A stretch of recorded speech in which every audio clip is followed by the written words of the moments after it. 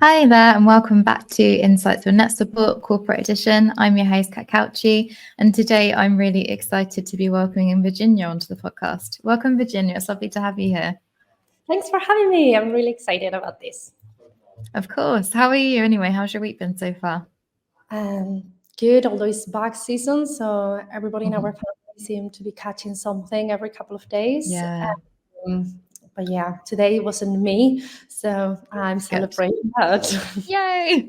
Yeah, I know what you mean. It seems to be a bit like that here as well. Sort of one person after another's getting something or other. So temperature changes and things, I guess. Yeah, very odd to me.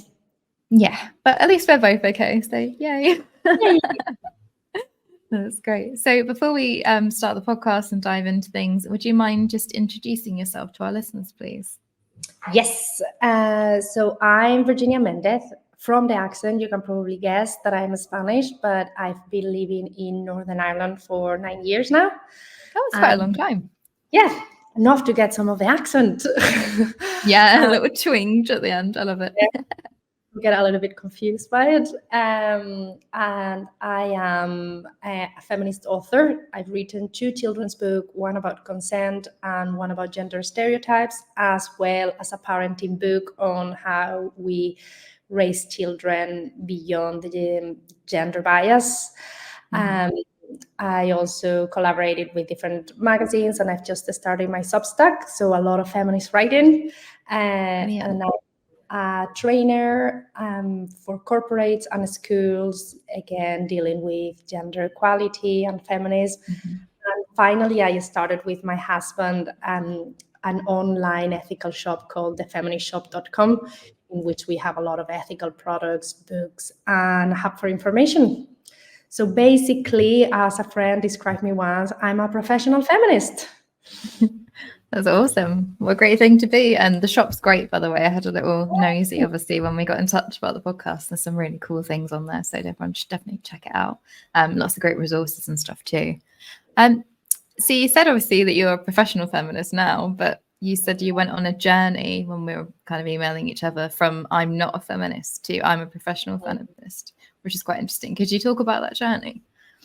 Yeah, I think it's relatively common because there is so much misconception and so much stigma, but I definitely refuse to call myself a feminist. I was feisty, I was always protesting and demanding better, but I was convinced and a little bit blinded about that, we were anyway in the right path and we would eventually there, and feminism was about victimism and things like that. I remember one day my father-in-law told me, of course you're a feminist, Virginia, every decent person is. And I got real. So I went online to research more because I wanted to prove him wrong. And then I got online and I was like, I guess, well, of course I believe in this. And of course it makes sense.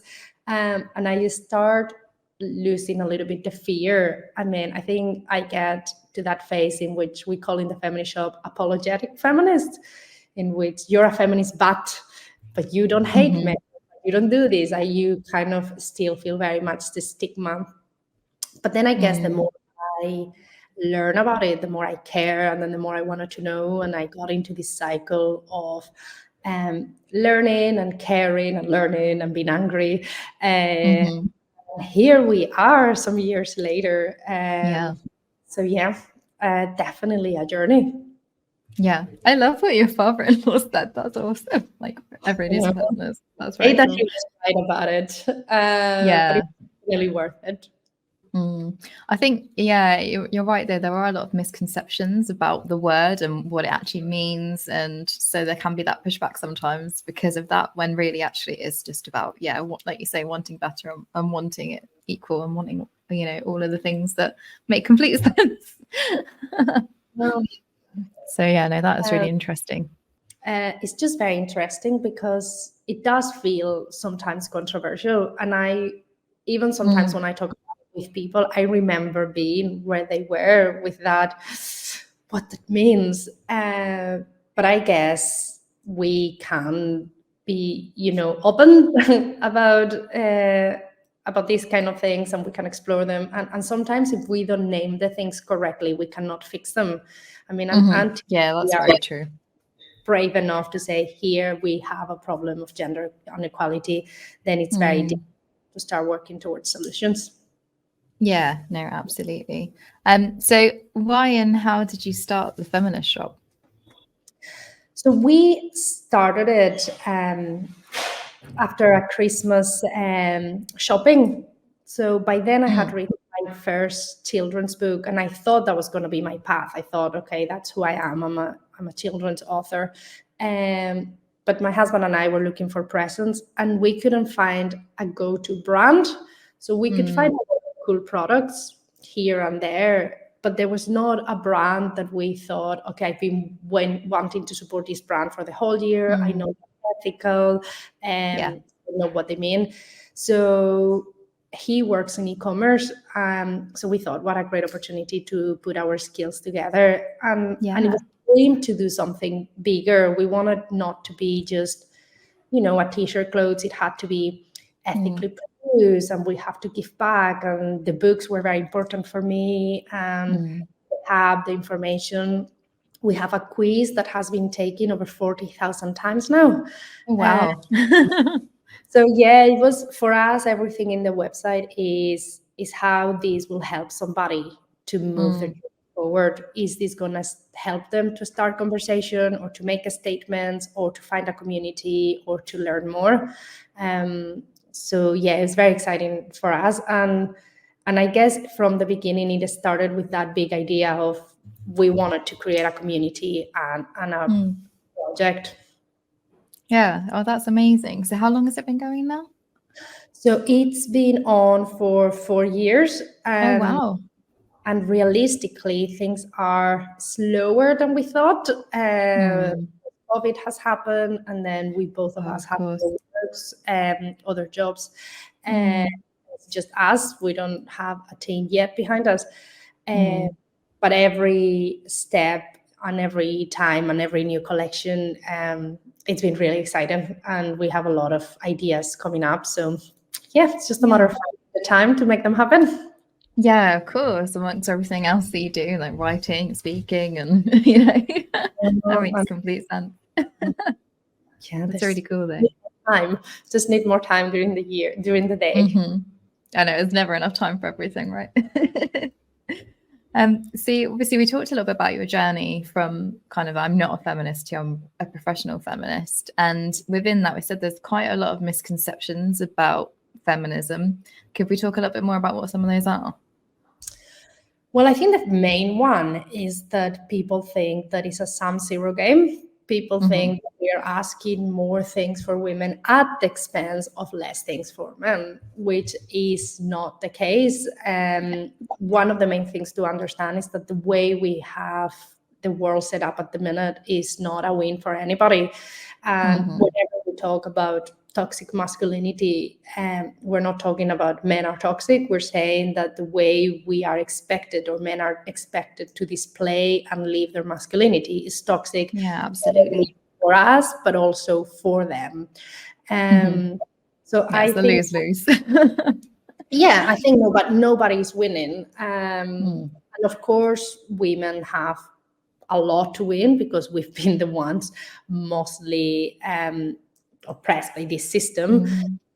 But it's not like the wins and what feminist is trying to achieve will be something beneficial for everybody, because ultimately it expands and it frees people from being stuck in boxes that are limiting and are damaging. Yeah. I was going to say that the other myth is that feminists are always angry, but maybe that's not a myth. So I think I'm not going to say that one. Depending on where you catch me, you can be like, definitely not a myth. But I do think it's a movement of love. I do generally think it's a movement in which we want better for everybody. And I think whenever sometimes people tell me like, oh, this is because, you know, you don't like men, it's like, it's the opposite. It's just because I want more for them. It's because I see more potential in them. I know they can be better than that, and they deserve to be held to higher account than what they are at the moment. And I think that is ultimately a way to love. And I'm saying that as a mother of a boy as well. Yeah. I don't know which conceptions we have. To be honest, I meet a lot of them, so I'm always scared to say like, don't meet them. But to me, again, also the biggest thing that feminism has given me is sisterhood. I think debunking the idea that women don't like each other and offering that unapologetic way to have each other's back. I think that even when we win and we dismantle the patriarchy, we're going to keep the sisterhood. We keep that one because it's a good one to keep. Definitely. But yeah, I think in general, people are scared about anything that changes the status quo because we are scared of the unknown, and especially the more privileged we are. And I'm saying that obviously as a white, body able, neurotypical person. But, you know, I think, so I imagine that the more privilege you have, the more fear you have and about anything changing, because you don't know how that's going to leave you. But I think, that's a myth. I think we all will win, and put it at the very center, diverse voices and voices that have been as heard or listened or supported is what will have the potential to just bring the world around to where we need to be. Yeah, absolutely. I mean, it's kind of always been said really that diversity and inclusion benefits everyone. So by making, you know, those better opportunities for women, then it kind of keeps going down into all these different groups and things as well. 100%. And I think that's one of the main things about my feminist, or the way I understand feminist, is that intersectional aspect. Like, we cannot have a feminist that is just branded for that suit just a very small group. It's about how we center the voices of those that, you know, need it the most, and again have been even put farther down in the list of priorities. Definitely. So obviously a lot of where you come from with your professional feminism is about challenging gender inequalities. And one of the things obviously you talk to education places and businesses about is challenging gender equalities. So what can businesses be doing to do this in the workplace? I think there's loads that business can do, and I don't think sometimes they're aware of how much capacity they have to bring change to the world. They feel like, oh, we're just a company, you know, we just do electrics, or we just do this thing. But no, there's a massive opportunity.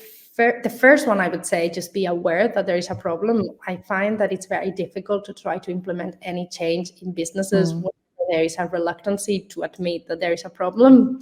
And I actually find interesting when I work in companies that the men in the power tend to tell me, like, to be honest, this is something that we are just very well advanced. And then I talk with them, oh, we have all these problems. I'm like, oh, what a different perception. I think being open to listen about the internal patterns of your business, it's the first step. Understanding what's the flavor of sexism, because every company, every collective, every family, every society has some sort of sexism embedded.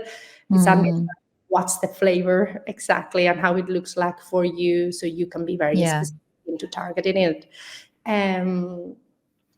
Listening proactively, doing mentoring and sponsorship, internally, to give more voice to those that, as we said, were not mainstream, so not only women, but again, everybody else who's not listened enough. Anchoring each other, making sure there's policies updated about things, even small things like perimenopause policies are a big now, and you know, strategies and of course I do a lot of training. Some of the training that I'm asked to do the most is about allyship and about everybody can learn, you know, how to support everybody else in the company, because a lot of the times we just don't know what to do and we don't know what not to do. So that fear, even if there's willingness to help, make us paralyzed because we don't want to make things worse, and it creates that environment in which nobody does anything and then things keep happening. So just empower and be very honest as a company that you will support those sort of behavior, and then did you expect from each other that they have each other and that you have policies and structures in place to support them. It is invaluable. Yeah, no, that's a really great advice. Thank you. And you're so values driven in all your work. So it'd be really great to talk about how you can build a career alongside your values. I've started my career. I studied business and law, and for a time, it's funny, I thought I was going to be a politician because I was very passionate. That was 8 years ago. Then I decided, okay, no, let's do business, and I started working in big corporate, but it wasn't never for me. And I think an element of not being for me was a values dissonance. I was not feeling that I could be myself there completely. So I decided, in that sort of happened in a way parallel to my whole feminist awakening and learning more and feeling like we have so much work to do. So I made the decision of leaving my corporate business and put those skills into something that I was passionate about, which shows in one hand, it shows that corporates are losing talent. They're losing people that are willing to work hard and do things because they don't feel identified and they don't feel valued. So I think that's something that companies are seeing a lot of now. People just leaving the job because they don't feel like they can, support that environment. So that's, I guess, on one hand. And then, I just decided what is important to me and what kind of thing will make my life not feel like I'm constantly working. And it is true, like I love what I do so much. It just, even if the financial situation is not as solid as it would be with a corporate job, the reality is that seeing that I make an impact on people's lives or in corporates or in schools, being able to have the conversations with parents through my writing is just so valuable. So if anybody's thinking about having a career change or exploring things, I cannot recommend it enough. And it doesn't have to be as leave your work and start something from scratch, but even, starting doing some volunteering, starting to be open to certain opportunities within your company. Like there's a lot of network groups normally in big companies, so even like that. But I don't think we give enough credit to how important it is to feel fulfilled in your job and to feel you're giving back. Definitely. We take that for granted, and having a job or having a lifestyle that allows for your values to be a big part of it, I think. Yeah, and when you think about it as well, you spend so much of your life working, so you want a job that you can really, feel valued in, really appreciate, and feel like it aligns with you as a person as well, because it's a lot of your life is spent there. It has a lot of impact in everything else you do. I think, and again, it doesn't have to be working in something specifically. Like my case, I was just probably driving my husband crazy by talking about this nonstop. But there's so people that do whatever they do for the good. So technical people, there's a lot of tech for good at the moment happening. A lot of people very focused on the environment. People focus. There's sadly so many fights to fight, that having a way to just positive input through your work, knowing that your company support those things, it's very important, I think. Yeah, absolutely. I was speaking to Tommy Hatto recently, actually, as well, about how a lot of kind of like Gen Z are looking for like those kind of really value-based companies, and they really want them to see that they're thinking about things like sustainability and culture and stuff. That's really important to them when looking for jobs. So it benefits companies as well to be more in that space.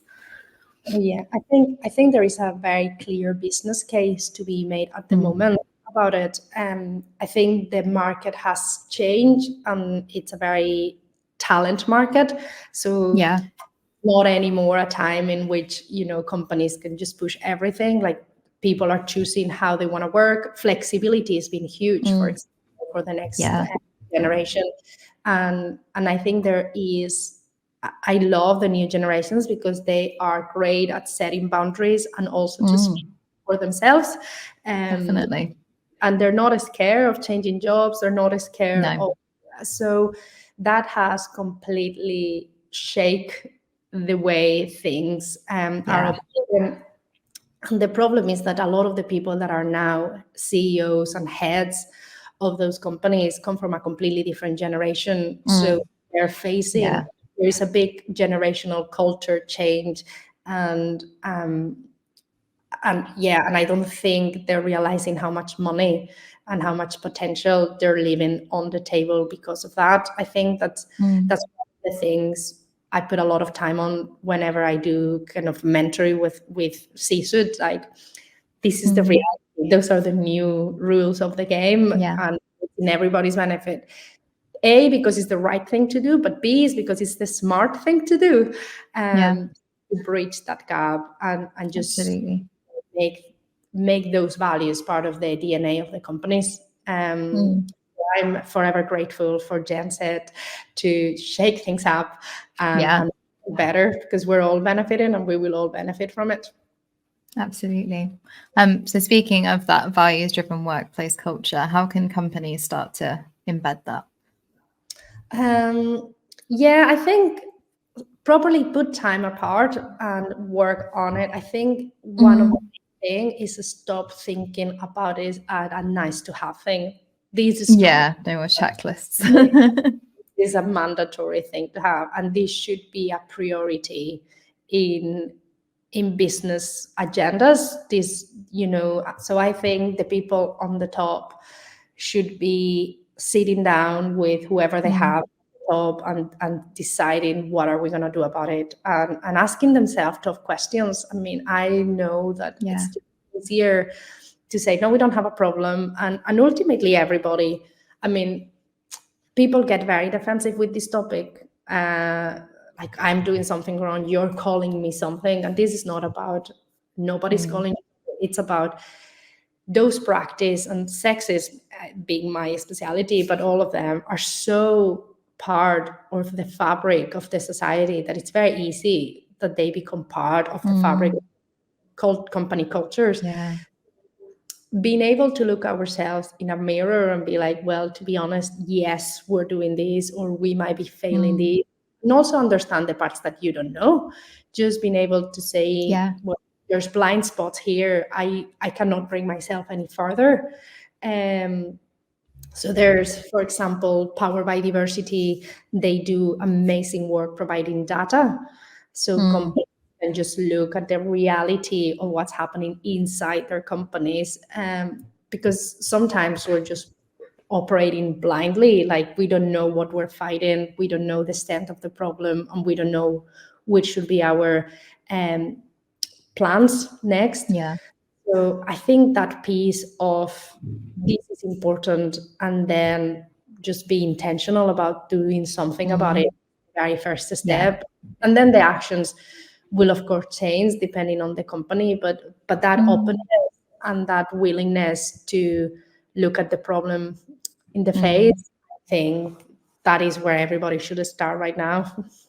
I think people are often afraid of it, but it just not knowing about it doesn't mean it doesn't exist. So it's understanding that it's there, whether you choose to look at it and confront it or not. So you might as well do something about it. And also, again, doing it with a place of not defensiveness, of like, just curiosity and understanding Yeah. that there is potential. I mean, this doesn't have to be bad news. This is not about, oh, we're gonna get beat up or we're gonna be punished. It's the opposite. It's about the Mm. potential. What are we Yeah. gonna walk from this? What are we gonna see? Like, which opportunities we're leaving in the table? What Mm. areas of improvement can get us to the next level? Yeah.